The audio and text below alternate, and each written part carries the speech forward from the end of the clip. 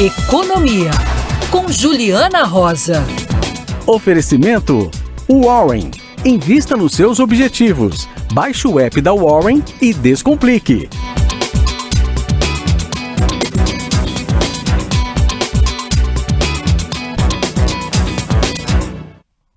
Juliana Rosa, salve! Você vê que eu estou aqui no centro de treinamento de tênis avançado, o INEG, o Cetato.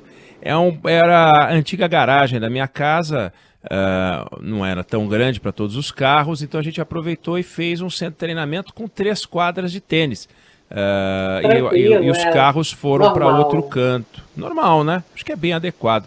E vem cá, por um minuto, quando a Débora falou que você ia entrar, quando vem a vinheta, eu falei, mas será que ela vai aparecer mesmo? Será que ela não vai entrar em greve? Porque tá todo mundo entrando em greve e ameaçando entrar em greve. O que está acontecendo, Juliana? Conta para nós. Brincadeira, né? Oi, Neg, essa era uma novela que a gente já sabia o desenrolar dela, né? Não chega a ser nenhuma surpresa. A gente falava já aqui no fim do ano que se abriu a caixa de Pandora. Então, primeiro, boa tarde para todo mundo que está aí com a gente.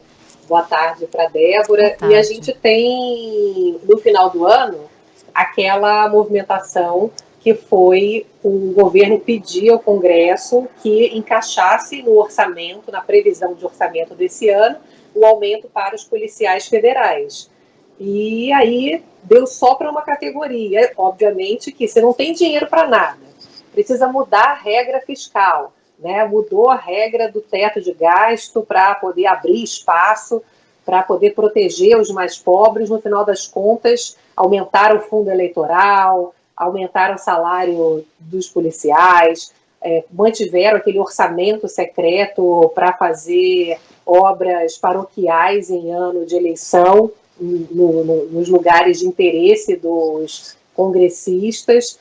E aí, bom, se pode dar aumento de salário para um, pode dar para todo mundo, né? Essa é a lógica, a gente já falava aqui no final do ano. Aí a Receita Federal fez uma paralisação no final do ano e agora os servidores do Banco Central estão aderindo a um movimento também de insatisfação e podem entrar em greve por conta de insatisfação por falta de reajustes salariais. Então, é aquela tal da caixa de Pandora, né, Oeneg? E no final das contas, isso bate no nosso bolso, porque você vê o dólar hoje já chegou a R$ 5,71. Agora começou a perder força por um movimento internacional, mas o que os especialistas aqui de câmbio estão dizendo é que a gente tem essa preocupação de pressão por gasto público e o presidente Bolsonaro com o interesse de reeleição, com a caneta na mão. Então, obviamente, se já deu para uma categoria, por que não querer agradar outras? E aí vira aquela coisa, né? Quem é o próximo? Começa a fazer uma fila, como você falou, né? Que estranho que você não está em greve, porque outros segmentos da economia também, quando veem que alguns tiveram benefícios, outros não, ou perderam benefícios. Bom, você tem para um, também quero, né? E aí começa a ter aquela articulação toda para poder também cada um garantir o seu quinhão. Aí, o que acontece é que os analistas dizem que a gente começa a ter pressão de dólar, pode ser, você sabe que dólar é sempre difícil, né, de a gente saber o que vai acontecer, mas tem previsões aí que o dólar possa chegar na casa dos R$6, nessa incerteza de gasto público, de polarização, de incerteza, de insegurança política, e isso pode significar mais inflação. E inflação, no final das contas, bate justamente nos mais pobres, né, Oeneg, que era quem deveria receber, se tem dinheiro sobrando, tem que dar dinheiro para os mais vulneráveis, não para um monte de demandas de interesse eleitoral. Agora, Juliana, você acha que passa pela tua experiência, pelas conversas que você tem, passa pela cabeça dos governantes que desastres políticos, ao fazer o dólar subir, representam empobrecimento direto da sociedade? Ou é tão populista a atitude deles que eles entendem que há uma conspiração querendo destruir o governo? Só para fundamentar, O ex-ministro Maílson da Nóbrega, ele costuma dizer que a frase que mais o irritava quando ele estava no governo era dizer o seguinte: falta vontade política. Ele dizia, não falta vontade política quando ele estava lá. A gente tentava, a gente não conseguia. A política não conseguia, a gente não conseguia apoio político no Congresso, a gente não tinha talento, a gente não conseguia, não dava para fazer. Não é que falta vontade política, como se o Paulo Guedes não quisesse melhorar a situação do país, o Bolsonaro, etc. Mas na cabeça desses caras, as coisas não dão certo, porque é uma conspiração contra o governo. Eles não entendem que esse descaminho produz empobrecimento na veia. O que diz a tua experiência, as conversas que você costuma ter?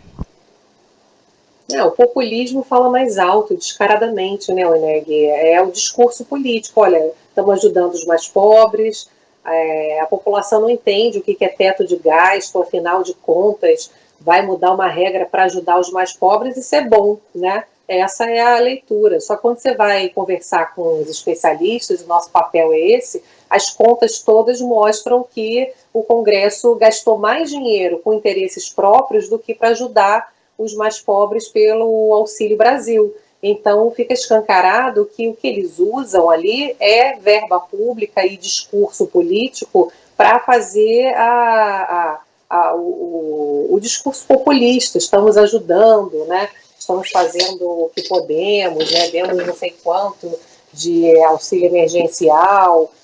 A gente ouve até que esse orçamento secreto é bom. Muita gente acha isso também, porque é obra dá emprego. Mas que obra, né? Você vai construir uma ponte que leva de lugar nenhum, lugar algum, né? A gente precisa de um projeto de país, né? A gente precisa de um plano. Qual é o projeto? Que tipo de obras são fundamentais? Para onde a gente quer ir para melhorar os gargalos de produção? A gente quer realmente ter um crescimento consistente. Não tem um plano, né? Fica só realmente o interesse eleitoral dominando. E a gente está condenado a isso. Porque o que a gente tem até agora, você vê, a escolha do orçamento escancarou o quanto que os interesses eleitorais dominaram o uso do dinheiro público.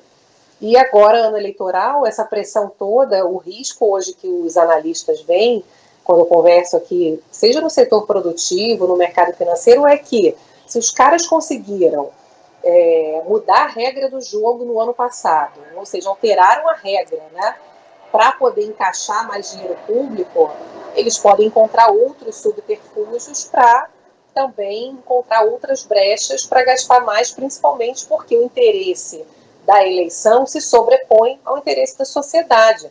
Então, isso está muito claro. Agora, é muito triste, né, Oneg, porque a gente vai ter um crescimento aí previsto para esse ano de 0,3%.